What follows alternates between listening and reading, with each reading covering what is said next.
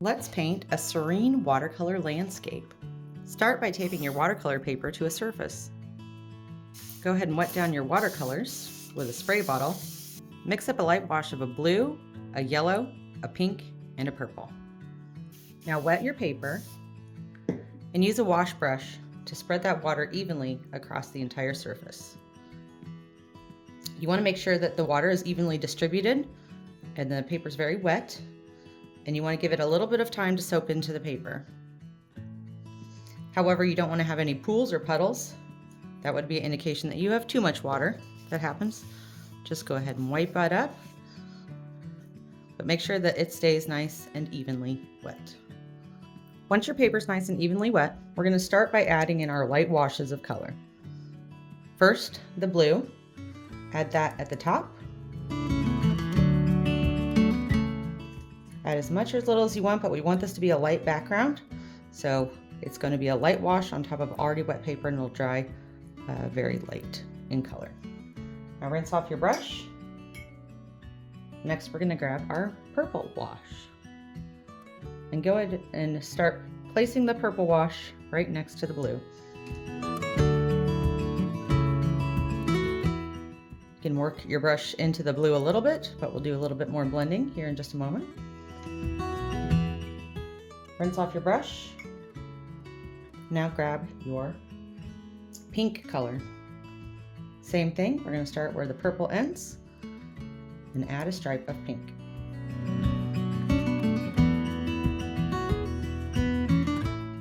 Feel free to add more paint as needed, but if you end up with too much wetness, again, just use a paper towel to sop up any puddles.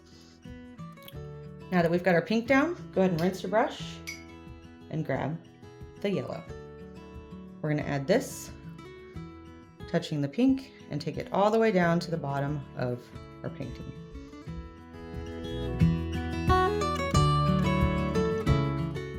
You can fade a little bit lighter as you get to the bottom. Sop up any extra wetness. Now we're going to do some blending. So rinse off your brush in clean water, and then use your towel to dry it off a bit so you have just a damp, fairly dry brush. We're going to start between the purple and the blue and just use that brush right in between those colors. Go up and down until you get a nice gradient blend. Rinse your brush, dry it again, and now do the same thing between the pink and the purple.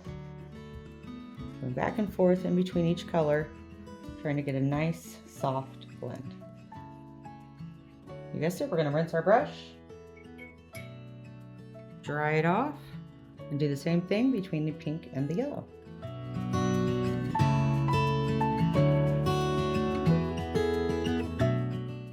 Once you feel you have a nice soft blend, now we're going to, while this is still wet, we're going to lift out some clouds. So this is going to be a sky. The top clouds toward the top are going to be larger than the clouds as they move toward the bottom. That'll help us create some atmospheric perspective. So take a paper towel, crunch it up a little bit so we get a nice random pattern, and then we're going to use this to lift out clouds. So starting here, we're going to do the first cloud. You're just going to press down. You can see we lifted a nice puffy cloud. Add a few more. You can kind of re-crunch up your paper towel if you want to prevent the same pattern from forming. And then as we move down, we're going to make those clouds a little bit smaller. Once we get toward the halfway, I'm actually going to start folding up my paper into a much smaller section to make the clouds that are further away. Try to be as random as possible, but honestly, it's really hard to mess up clouds. Kind of do that all the way down toward that yellow. If at any point you don't like what you're doing, just wet your brush, kind of re-blend that paint. You can always start over, add more color if you'd like. Again, once it's all wet, relift your clouds.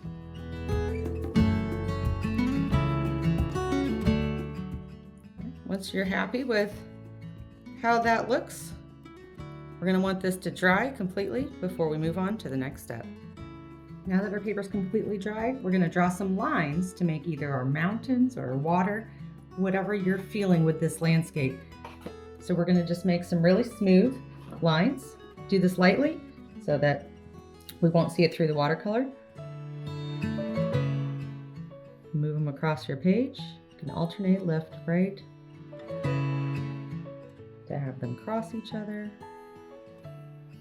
but really be as expressive as you'd like.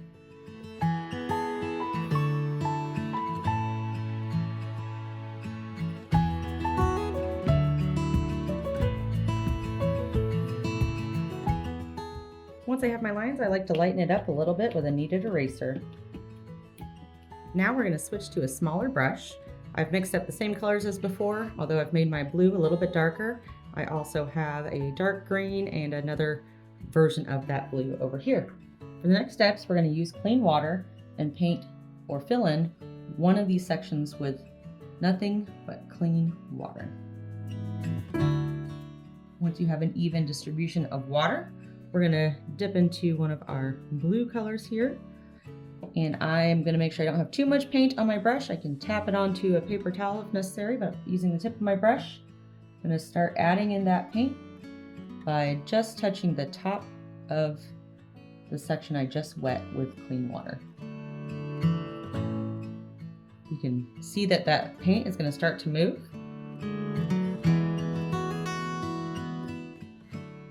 Continue adding dark color, but always add it from the top. Then rinse off your brush. Dry it a little bit on your paper towel so it's damp, and then use that damp brush to spread out that color and blend it down so it's dark at the top and light at the bottom.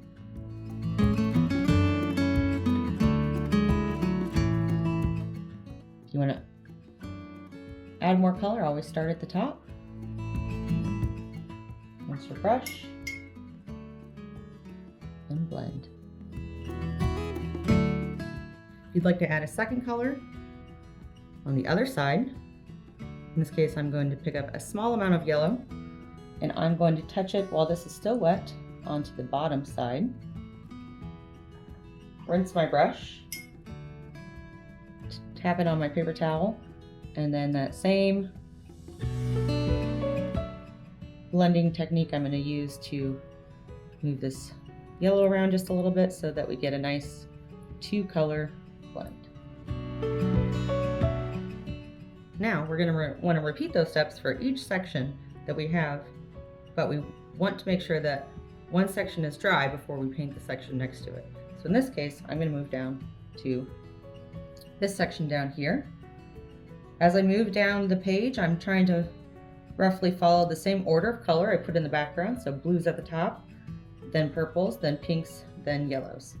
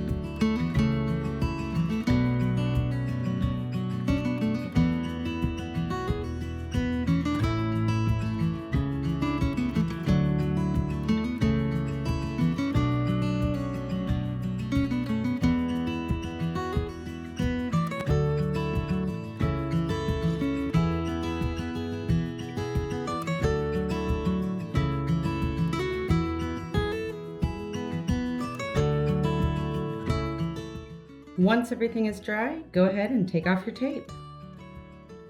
Pull slowly away from the edge. Try not to rip your paper. And there is our dreamy watercolor landscape. What do you think? Mountains? Ocean? I've made so many of these now, and they're all so different. When you look at it, what do you see?